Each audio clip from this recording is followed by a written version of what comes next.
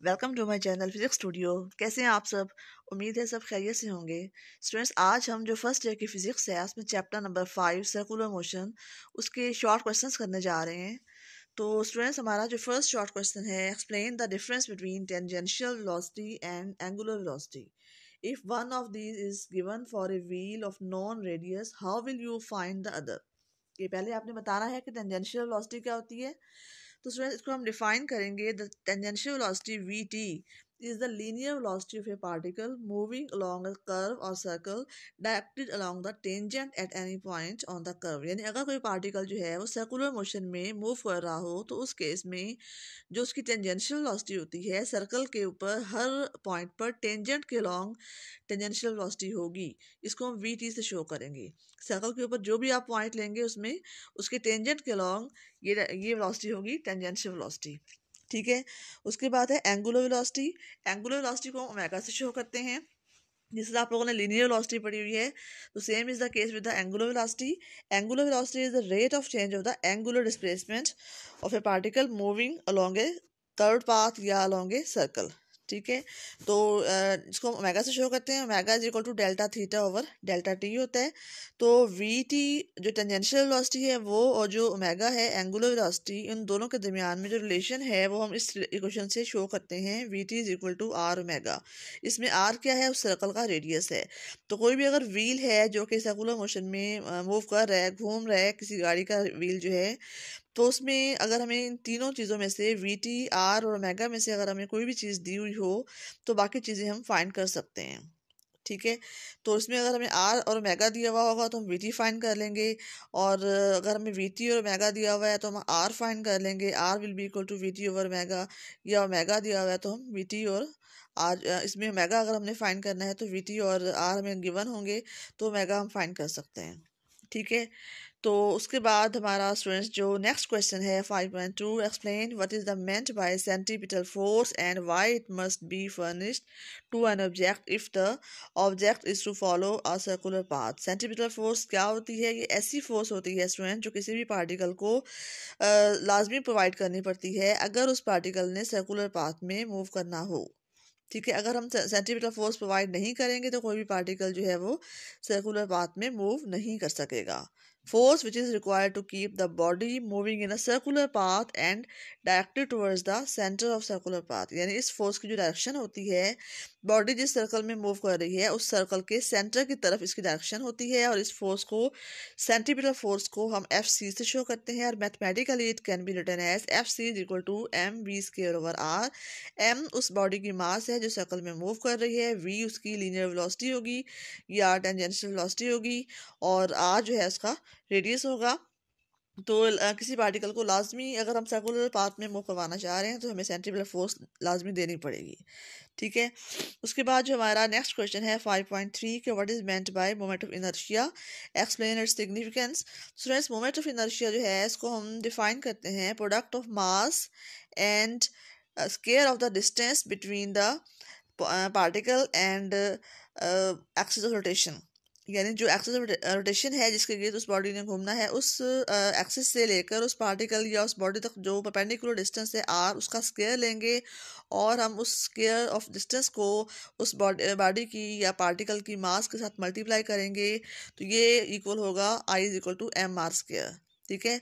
तो moment of inertia को हम आई से शो करते हैं। तो इसमें एम जो है उस पार्टिकल की मास है, और आर जो है वो डिस्टेंस है।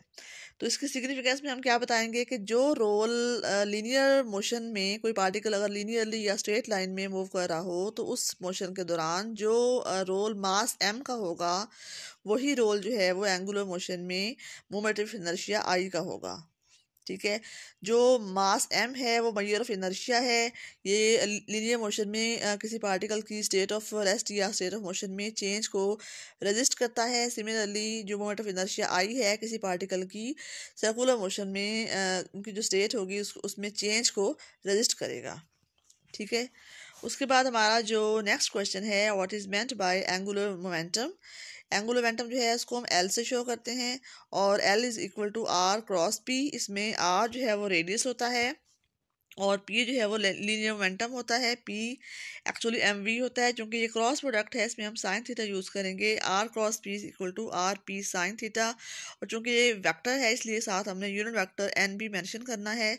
और जो है एल की डायरेक्शन जो होगी वो आर और पी, जिस प्लेन के अंदर आर और पी लाई कर रहे होंगे, आर जो है सर्कल का रेडियस है, पी जो है वो जिस डायरेक्शन में उसकी टेंजेंशियल वेलोसिटी होगी वी अलॉन्ग द टेंजेंट, उसी डायरेक्शन में पी की डायरेक्शन होगी। तो हम अपनी फिंगर्स को आर आर से पी की तरफ कर्ल करेंगे तो हमारा जो थंब होगा वो एल की डायरेक्शन को शो करेगा। तो उन्होंने क्वेश्चन में क्या कहा कि explain the law of conservation of angular momentum. Angular momentum की का लॉ ऑफ कंजर्वेशन भी आपने एक्सप्लेन करना है।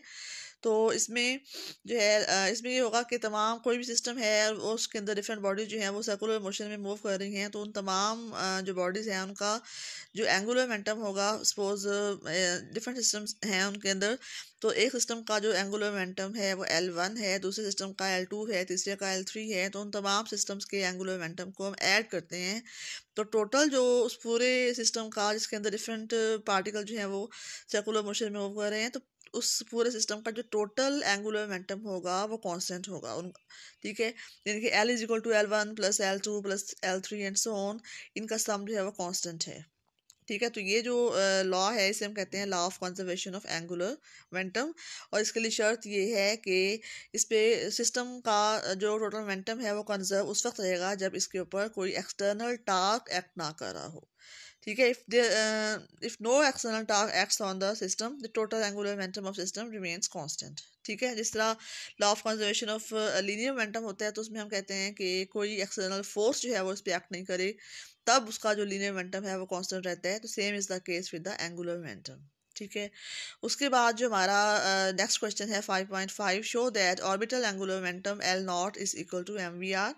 अब L नॉट जो होता है इसका फार्मूला हम पढ़ चुके हैं, आर क्रॉस पी, यानी आर पी साइन थीटा, और पी की जगह पे हम इसकी जो पी की वैल्यू है एम वी, ठीक है, वो पुट करेंगे तो ये बन जाएगी क्वेश्चन हमारे पास L O is equal to M V R sine theta. तो सर्कुलर मोशन में आर रेडियस है और वी जो है वो टेंजेंशियल वेलोसिटी है, और हमेशा इन दोनों के दरमियान जो एंगल होता है वो 90 का होता है, और इस केस में साइन 90 जो होगा वो 1 होगा।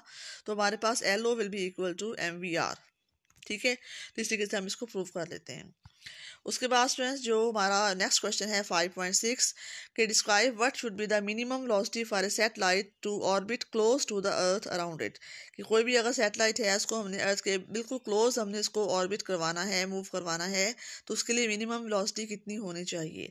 तो कोई भी सैटेलाइट जब अर्थ के गिर्द रिवॉल्व कर रहा होगा तो उसको ज़ाहिर है सेंटीमीटर फोर्स मिल रही होगी, तभी वो अर्थ के गिर्द सर्कल के अंदर रिवॉल्व करेगा। तो सेंटीमीटर फोर्स का फार्मूला क्या होगा, A C is equal to V square over R, ठीक है। ये आप पढ़ चुके हैं सेंटीमीटर फोर्स वाला टॉपिक के अंदर।